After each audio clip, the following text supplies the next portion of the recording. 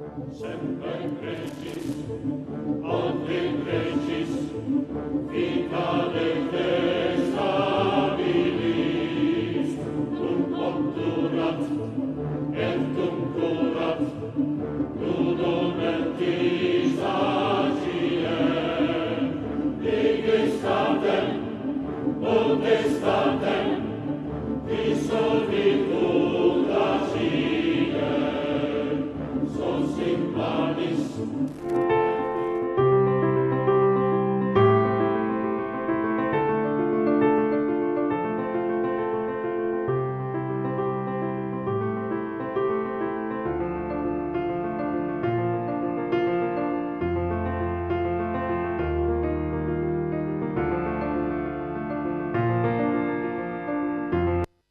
Isaías Goldman, el especialista en aire acondicionado y calefacción. Todas las marcas, todos los productos y sus repuestos con la mejor financiación. Isaías Goldman, el especialista. Bulnes, esquina Pringles, teléfono 589-0033.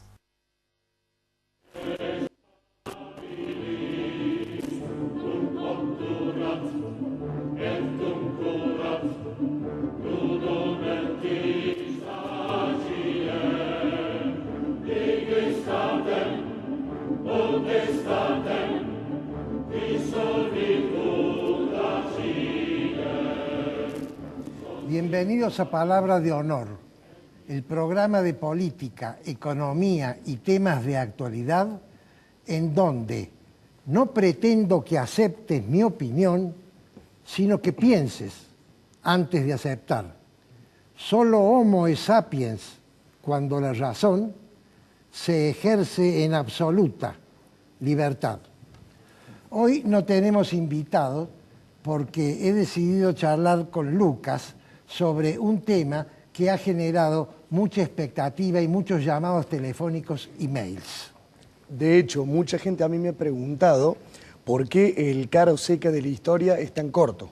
Bueno, nos estamos refiriendo al Cara o Seca de la historia de la semana pasada, que es corto, Lucas, porque la intención de este formato es despertar una inquietud, no desarrollar un tema. Entonces, ¿qué te parece por dónde empezamos? Bueno, en ese caso, entonces, empecemos por el título del Cara o Seca de la historia pasado, que era San Martín, ¿era masón? Para contestarte si San Martín era o no masón, habría que definir dos cosas. Primero, ¿qué se entiende por San Martín? Porque yo creo que acá lo que se entiende es la logia Lautaro fundada por San Martín y Alvear era masónica, porque cuando San Martín regresa a Europa participa de logias masónicas y eso lo sabe todo el mundo. Sí. Y lo otro que hay que definir es qué se entiende por la masonería, porque la masonería ha tenido 3 etapas en la historia de la humanidad. ¿Te arriesgarías a decir cuál fue la primera? La primera etapa de la masonería se da en el antiguo Egipto con los grupos de albañiles que construían las pirámides. Exactamente, la masonería empieza antes de llamarse masonería. En el Egipto de los faraones lo importante era la construcción de las pirámides. Y esa construcción la hacían cuadrillas, cada cuadrilla se generaba al lado de un maestro. Todos los trucos o todos los inventos que hacía ese maestro en lo que se refiere a construcción, lo participaba con su grupo, lo participaba con sus ayudantes, pero les pedía que no se los comunicara a las otras cuadrillas para poder mantener la ventaja competitiva. Claro, exactamente. Pasamos al segundo grupo. ¿Cuál crees vos que sería? El segundo grupo yo lo situaría en la Edad Media, con las grandes construcciones de las catedrales. Exactamente. En la Edad Media, cada duque, conde u obispo rico quería tener la catedral más grande en su ciudad. Por eso la construcción tomó la importancia que tomó. Y ahí sí viene el nombre de masonería. ¿Sabés lo que significa masonería en francés? No, desconozco. Albañilería. De ahí viene el nombre. El masón es el albañil. Y estos grupos no solo conservaban los secretos y los perfeccionaban, sino que también ayudaban a sus miembros. Por ejemplo, un albañil se caía de un andamio y ya no podía trabajar más. el grupo lo seguía manteniendo. Un miembro del grupo se moría, el grupo mantenía a la viuda. O sea que se podría decir que son los precursores en la materia de obra social laboral, por así Sí, decirlo. señor, exactamente. Son precursores en ese tema. No tenía ese concepto, fíjate vos. Y el tercer nivel, o la tercera etapa histórica de la masonería, que ya es la masonería que nos interesa, se da con el liberalismo. ¿Qué hizo el liberalismo cuando vino? El liberalismo político. Y el liberalismo político lo que quiso hacer fue luchar contra el absolutismo monárquico. Exactamente. En aquellas épocas todos los reyes eran absolutistas. Concentraban los tres poderes en sí mismos. Y las ideas liberales empezaron a luchar por la división de poderes, empezaron a luchar por la sustitución en los cargos, empezaron a luchar por la independencia de los poderes. Y entonces, ¿qué pasaba con la gente que actuaba de esa manera respecto de los absolutistas que tenían el poder? Y para preservar el status quo, los reyes absolutistas los perseguían. Exactamente, eran perseguidos. Y entonces se imbuyeron de las técnicas masónicas, que ahora las vamos a explicar, y pudieron de esa manera trabajar con tanta efectividad que consiguieron la Revolución Gloriosa en Inglaterra y después la República Democrática de los Estados Unidos. Así es. Pero ahora has situado muy bien la masonería en el contexto histórico, pero todavía no nos respondemos qué es la masonería. Es muy difícil explicar qué es la masonería porque la masonería es un procedimiento y al mismo tiempo es un nombre propio. Entonces yo te voy a comentar las características esenciales de la masonería, algunas, las más importantes. Bien. La masonería es selectiva. ¿Cómo definirías vos el concepto de selectivo? De selectivo. Entra no el que quiere, sino el que es invitado por tener algún atributo que puede aportar el grupo. Exactamente. Para ser masón, una persona tenía que ser invitado a una logia. La segunda característica es iniciática. Eso significa que el individuo que ingresa mediante una ceremonia a la cual se le da una importancia enorme. Porque la tercera característica es que es secreta. El masón, en esa ceremonia de iniciación, lo primero que hace es un juramento fortísimo, casi con la vida. Ese juramento, ¿qué sería, por ejemplo? Y sería no revelar todo aquello que se le va a enseñar en el grupo. Exactamente, un compromiso de confidencialidad. La siguiente característica, fíjate vos que esto es tan importante que cuando San Martín, después vamos a hablar de la logia Lautaro, Rondó le pide que vuelva de Chile con el ejército libertador para ayudarlo en la lucha contra los caudillos litoraleños y San Martín no viene. La logia Lautaro de Buenos Aires, que ya se había separado de San Martín, consideró que San Martín había roto su juramento y le hizo la cruz. Le hizo la cruz. La siguiente característica es que es simbólica. Y los símbolos son símbolos escritos, dibujados, hablados y gestuales. A tu criterio, ¿cuál era la importancia de los símbolos? Y a mi criterio los símbolos eran lo que permitía que un masón se presentara como tal ante otro masón sin que la gente alrededor pudiese darse cuenta. Si yo te daba la mano, no sé si la cámara lo toma, y con el dedo pulgar mío te hacía así, ese era un signo masón. ¿Así? Entonces el otro se daba cuenta que era un masón. O sea que se podría decir que la masonería tenía un lenguaje propio. Tenía un lenguaje propio. Y ahora viene otra de las características. La masonería es fraterna. Por fraterno se entiende que un masón que entra a una logia es tratado como frate, como hermano por los otros masones, por el solo hecho de haber entrado. Pero va más allá. Un masón que se presente en otra ciudad y se da a conocer por algún símbolo con otro individuo que es la primera vez en su vida que lo ve, lo trata con una característica especial por este criterio de fraternidad. O sea que la masonería podría decirse que explota el sentido de pertenencia del ser humano. El sentido de pertenencia del ser humano, que es el instinto más fuerte que tiene una persona, sentirse miembro de un grupo y apoyado por ese grupo. Esa quizás es la característica más fuerte que tiene la masonería. La siguiente condición es que es jerárquica. En la masonería hay un grado de jerarquía absolutamente delimitado y es una organización lineal. Cada uno responde a un superior y al llegar a ciertos niveles para arriba, de ahí en más ya no se conoce a los integrantes de los niveles jerárquicos más altos. ¿Y el cargo máximo, jerárquicamente hablando, de la masonería, tiene algún nombre? ¿Se sabe quién es? Sí, es el gran maestre. En la logia de Inglaterra es el gran maestre, que no sé si es la reina, porque la reina es mujer, o el príncipe de Gales, pero es la autoridad máxima de la corona inglesa. Pero ese cargo es un cargo honorífico. El cargo verdadero no era conocida en las épocas que estamos hablando, ¿cierto? Que es antes de la imposición de la democracia parlamentaria. Exactamente.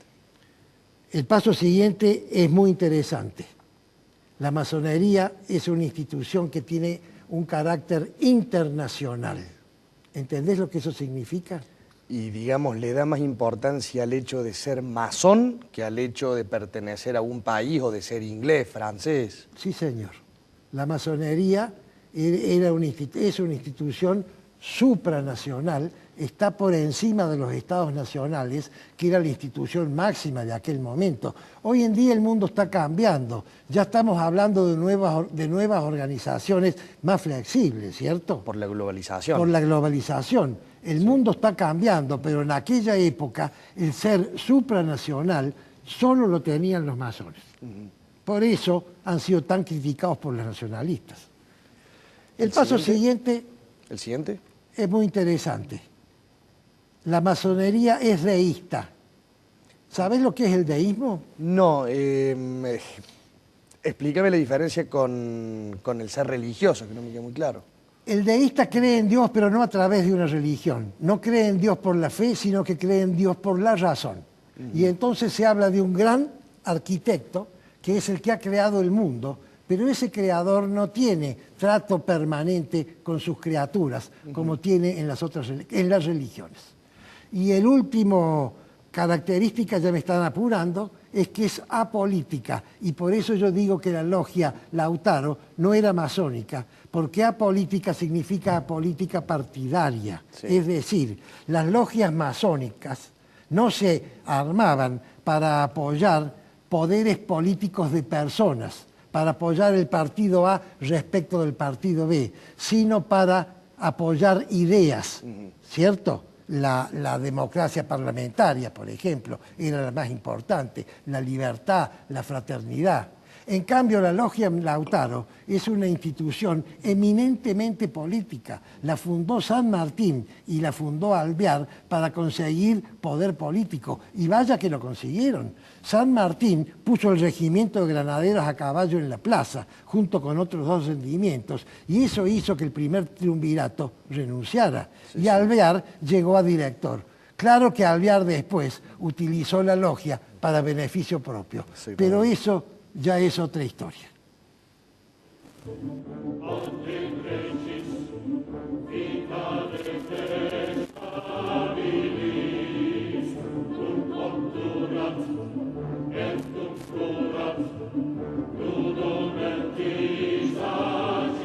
Isaías Goldman, el especialista en aire acondicionado y calefacción. Todas las marcas, todos los productos y sus repuestos con la mejor financiación. Isaías Goldman, el especialista. Bulnes, esquina Pringles, teléfono 589-0033. Centro Tomografía Computada Córdoba Sociedad Anónima. Instituto Ulton, líder en diagnóstico por imágenes. Primer instituto de cirugía ambulatoria mínimamente invasiva del interior del país. Avenida Vélez Arfiel 562, Córdoba, Argentina. Teléfono 0351 426 7700.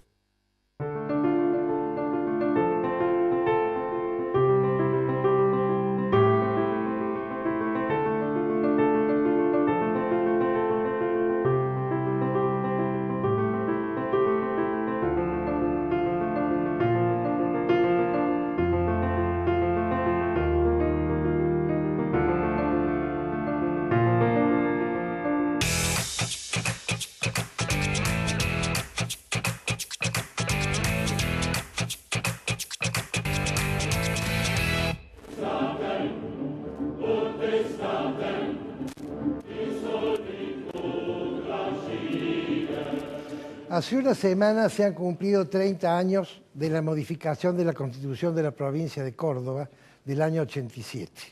Voy a hablar de ese tema como primer tema. Ustedes dirán, ¿por qué va a hablar de un tema tan viejo? Porque ese tema viejo tiene absoluta vigencia hoy en día y porque ha sido comentado en los medios de comunicación como una Constitución que incorpora algunos elementos tan novedosos que la hace Constitución modelo. Yo quiero hablar de dos puntos donde discrepo con este concepto.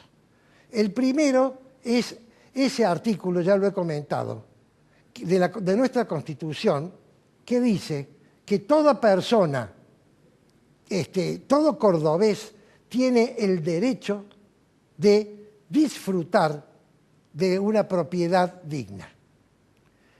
Eso es una cosa muy peligrosa como está redactado. Porque aquellas personas que tienen derechos dejan de tener deberes. Entonces, un habitante de esta provincia dice, yo tengo derecho de tener una vivienda digna y no la tengo. Entonces, el Estado está en falta conmigo porque no me provee la vivienda digna.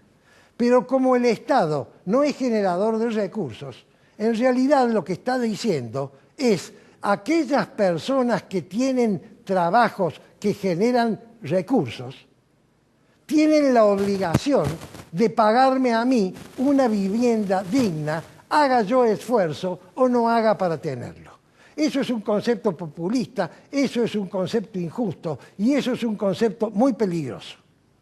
Pero dejando de lado ese punto, que ya lo hemos conversado en otras ocasiones, quiero hablar de otro tema que es un tema filosófico fundamental. La Constitución del 87 es una constitución que se hizo para que el gobernador de aquella época, que tenía una enorme ascendencia sobre la población porque había hecho un buen gobierno, pudiera volver a ser gobernador porque la Constitución vigente se lo prohibía. Y entonces, para que ese señor volviera a ser gobernador, como tenía la ascendencia suficiente para tener los votos en la constituyente,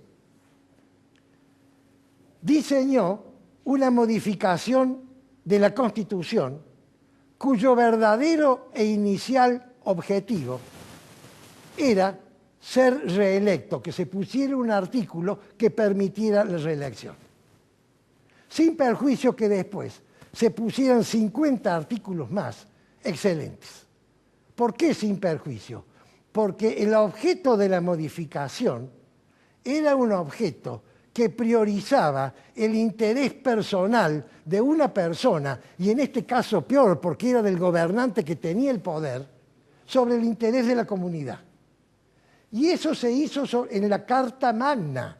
La Carta Magna es el pacto fundacional, el primer contrato que hacen los habitantes de una comunidad entre sí. Se hizo una Carta Magna a la carta para que una persona que había sido un buen gobernador pudiera volver a serlo. Y eso descalificó por su intención todo lo que vino después. De manera tal que, en mi opinión, la Constitución del 87, cada vez que me hablan de ella, yo de lo único que me acuerdo es que se hizo para que el gobernador pudiera ser gobernador de nuevo. Pero voy más allá. Este gobernador que hizo eso demostró, a pesar de que era un buen gobernador, vuelvo a repetir, demostró que el interés principal que él tenía era continuar siendo gobernador. Entonces priorizaba los intereses personales al verdadero sentido del político que llega al gobierno, que es beneficiar a la sociedad. Y ya queda la duda.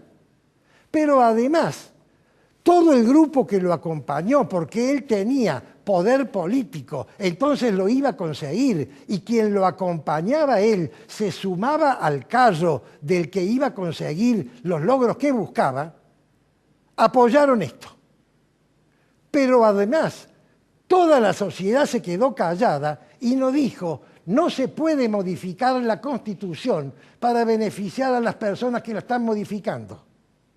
Pero además, como la sociedad se dio cuenta de eso, se genera un escepticismo, donde la gente termina sabiendo, como sabe todo el mundo hoy, que los gobernantes acceden al gobierno para beneficiarse primero ellos y después beneficiar a la sociedad.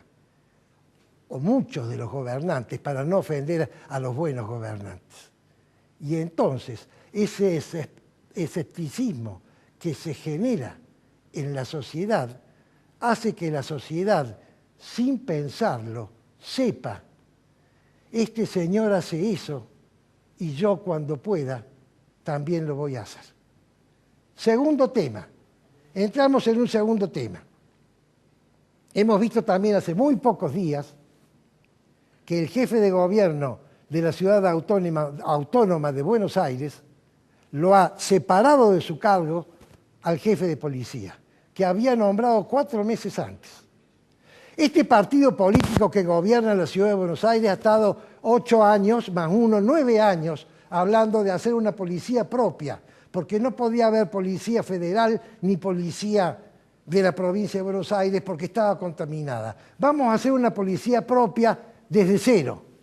Nombran un jefe de policía y a los 4 meses lo tienen que suspender porque está cuestionado como jefe de una banda mafiosa que se dedicaba a cobrar protección.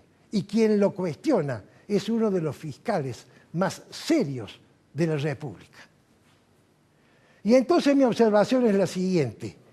En una comunidad, para que se forme una comunidad, la primera autoridad que tiene que aparecer es el juez. Que cuando se pelean 2 personas, cuando hay diferencias entre 2 personas, dejan de pelearse y llevan el problema a un tercero y acatan lo que dice el tercero. Es el juez.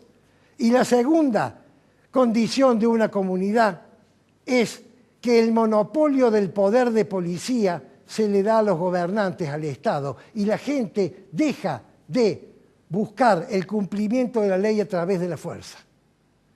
¿Qué pasa entonces, mis queridos amigos, cuando el jefe de policía, que es el brazo ejecutor del poder de policía, es al mismo tiempo jefe de una banda que cobra protección?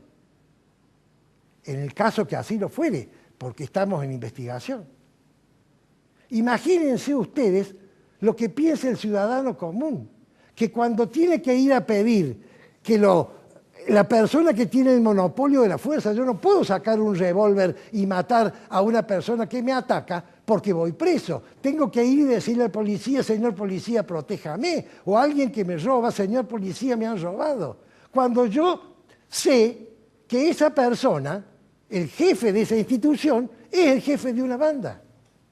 Es una situación gravísima lo que ha ocurrido. Ahora, esta situación gravísima puede ser analizada desde 2 ópticas, como siempre. Una óptica, la óptica de la oposición. Estos gobernantes, este señor Larreta, como le dicen, a Horacio Rodríguez Larreta, no está capacitado ni siquiera, o es corrupto y ha puesto a un jefe corrupto, cosa que nadie cree, o no está capacitado ni siquiera para nombrar un jefe de policía. Esa es una de las visiones que tenemos. Vamos a la otra visión. La otra visión es este señor Horacio Rodríguez Larreta, que analizó los antecedentes, los publicó, nadie dijo nunca nada, lo nombró. ¿Cometió un error? Evidentemente cometió un error. ¿Pero qué pasó? Lo apartó del cargo hasta que la justicia decida. Y entonces analicemos ese hecho. Ocurrieron 3 cosas. Lo primero que ocurrió, la gente se enteró. En la época del kirchnerismo, la gente no se enteraba. No se hablaba y no se decían las cosas. Cuando el ministro de Economía denunció que había corrupción en la obra pública, nadie dijo nada. Acá se ha dicho todo. ¿Qué es lo segundo que se hizo? Eso que nos enteramos lo pudimos comentar en todos los medios de prensa. Anteriormente, en el kirchnerismo, habían cooptado una gran cantidad de medios de prensa porque los compraban o porque generaban la autocensura en los propietarios con el tema de las propagandas del Estado. Ahora no, ahora se puede hablar a discreción. Pero la tercera cosa, que es la más importante, el jefe de gobierno de la ciudad de Buenos Aires actuó, separó de su cargo al jefe de policía. Entonces, al actuar, está corrigiendo el rumbo. Y eso es lo importante, y esa es la diferencia que hay entre este gobierno y el gobierno anterior. Las instituciones que funcionan. Esa es la gran diferencia. ¿Por qué? ¿Estamos bien o estamos mal? Estamos mal. Nadie puede decir que estamos bien. Estamos mal. Pero usemos la analogía del precipicio. Una persona que camina a paso vivo hacia el precipicio y está a 3 pasos, ¿está bien o está mal? Está mal porque está al borde del precipicio. Perfecto. ¿Pero va bien o va mal? Y depende de la dirección. Si camina hacia el precipicio va mal, se va a caer. Si hizo un giro de 180 grados, va bien porque cada paso que dé lo separa del precipicio, lo aleja del precipicio. Y entonces, eso es lo que estamos viendo. Una situación muy complicada, una situación muy difícil, pero un rumbo correcto, instituciones que funcionan y una actitud de los gobernantes, de las cabezas, de no permitir la corrupción y de permitir la libertad de prensa. Si hay libertad de prensa, mis queridos amigos, y la opinión pública tiene que presionar para que la haya, si hay libertad de prensa y hay gente inteligente, cada vez vamos a estar mejor porque cada vez vamos a dar un paso más que nos aleje del precipicio. Pero necesitamos tiempo, paciencia y apoyo. Es palabra de honor.